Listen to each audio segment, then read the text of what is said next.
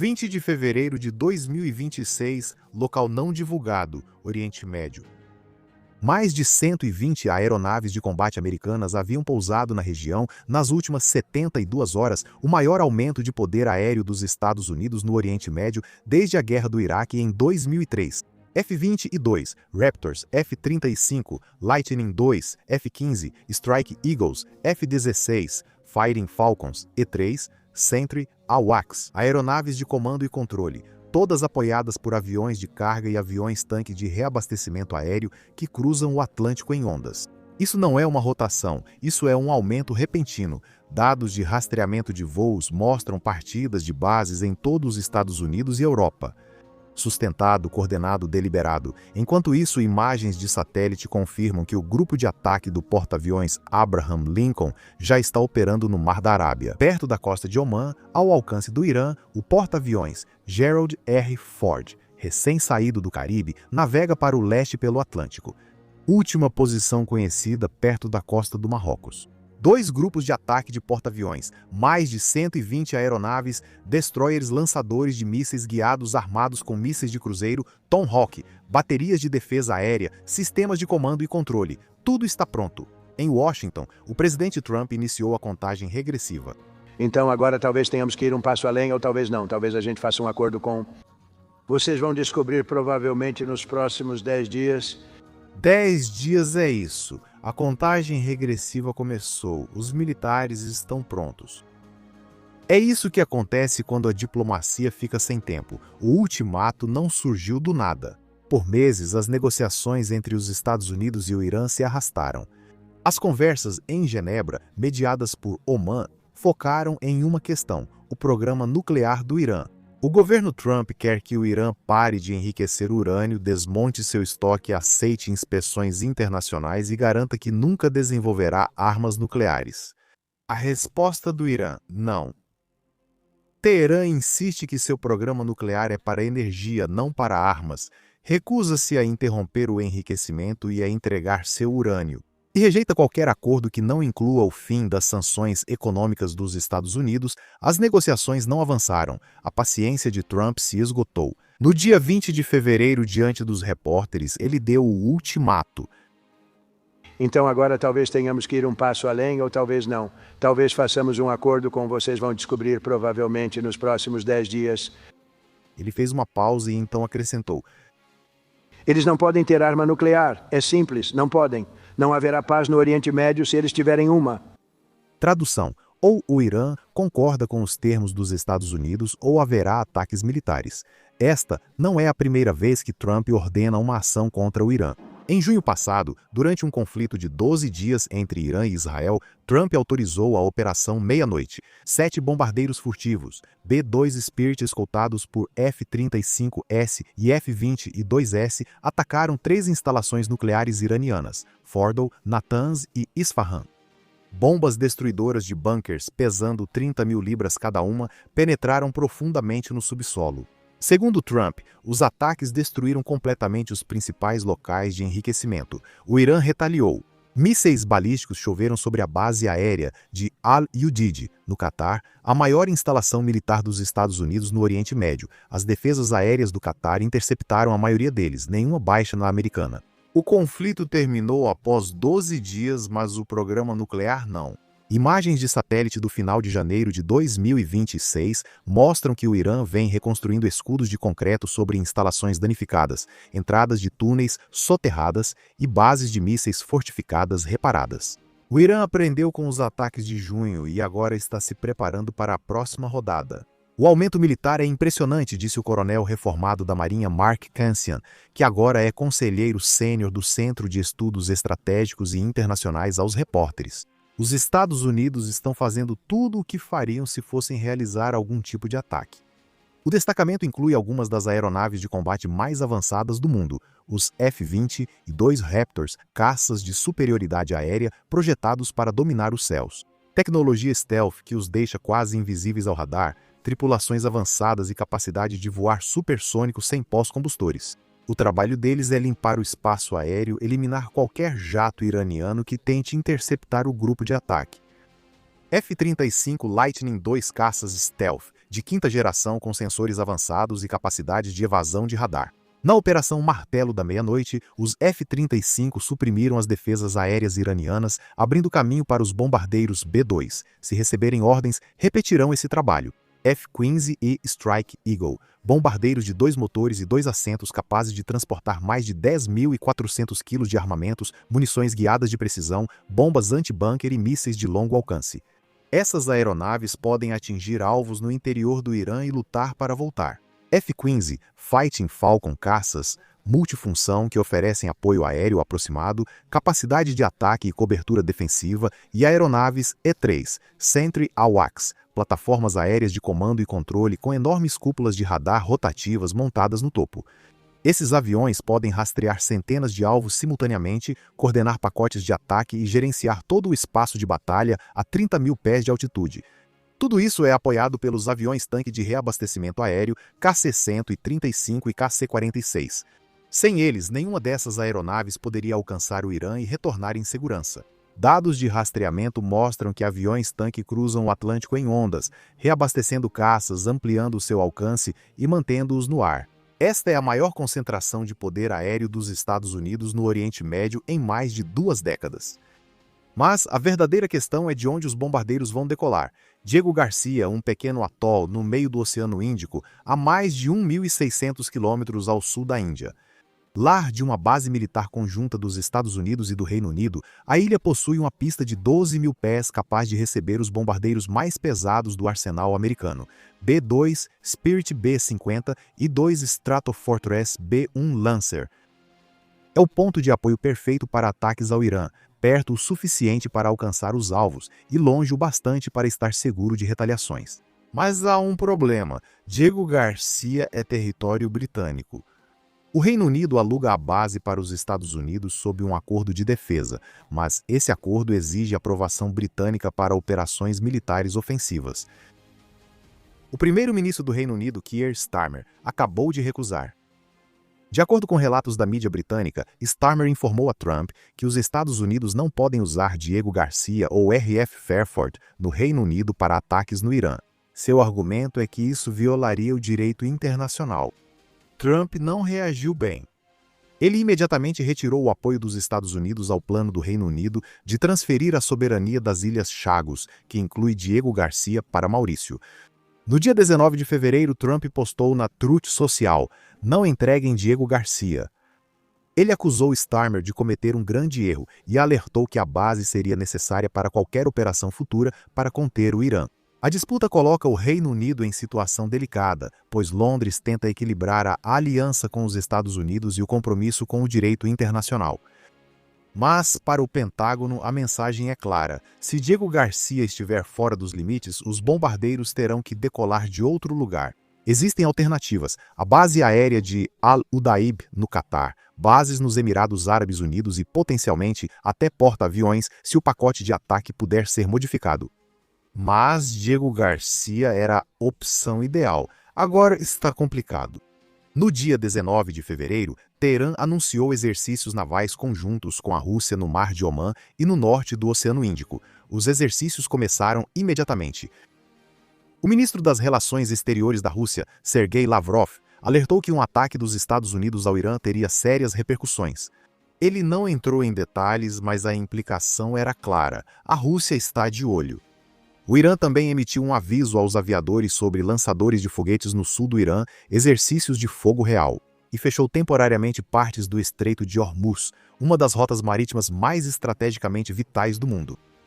Mais de 20% do suprimento global de petróleo passa pelo Estreito de Hormuz. Fechá-lo, mesmo que temporariamente, envia uma mensagem: o Irã controla o acesso ao Golfo Pérsico e, se uma guerra começar, esse controle se torna uma arma.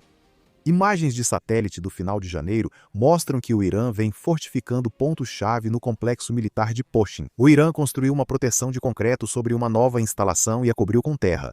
Segundo relatos, o local foi bombardeado por Israel em 2024. Agora ela foi reconstruída e reforçada. Em Fordal, um dos alvos nucleares da Operação Martelo da Meia-Noite, o Irã enterrou as entradas dos túneis e reforçou os acessos. Em Natanz, Outro local bombardeado, o Irã reparou os danos e adicionou camadas extras de proteção. Analistas acreditam que o Irã moveu ativos críticos para áreas mais profundas no subsolo, tornando-os mais difíceis de detectar, de atingir e de destruir, alertou o professor Vali Nasir, da Universidade Johns Hopkins, durante uma discussão recente. Eu concordo. Acho que os iranianos reconstruíram discretamente nos últimos 6 meses, levando tudo mais para o subsolo. Eles serão imprevisíveis. Ele continuou. Eles podem começar com algo grande ou podem querer arrastar os Estados Unidos para uma situação prolongada. Você atinge um petroleiro, instalações de petróleo ou um navio americano. Depois o presidente Trump decide se avança para o próximo nível. Conclusão de Nasser. Estamos em um cenário onde isso pode sair do controle muito rapidamente. A estratégia defensiva do Irã é em várias camadas. Minas no Estreito de Hormuz, mísseis, antinávio ao longo da costa, submarinos patrulhando o Golfo Pérsico, drones capazes de atacar em enxame os navios de guerra dos Estados Unidos. O objetivo não é derrotar as forças armadas dos Estados Unidos, é atrasá-las, causar baixas, criar pressão política para que Washington recue.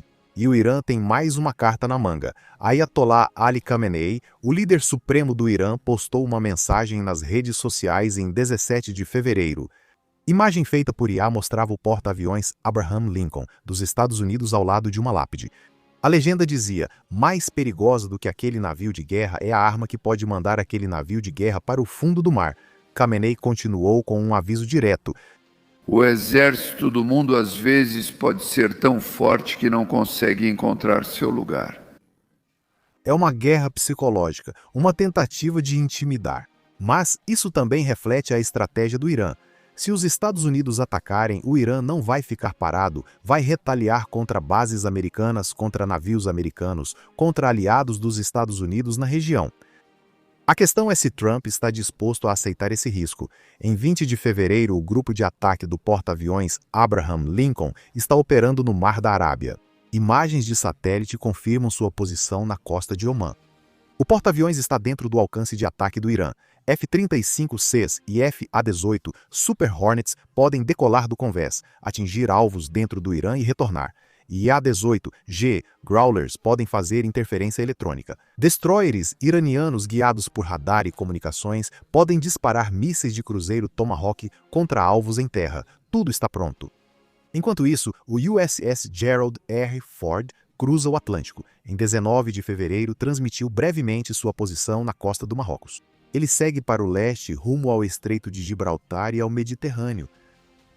De lá, ele vai passar pelo Canal de Suez e entrar no Mar Vermelho, com destino final ao Mar da Arábia.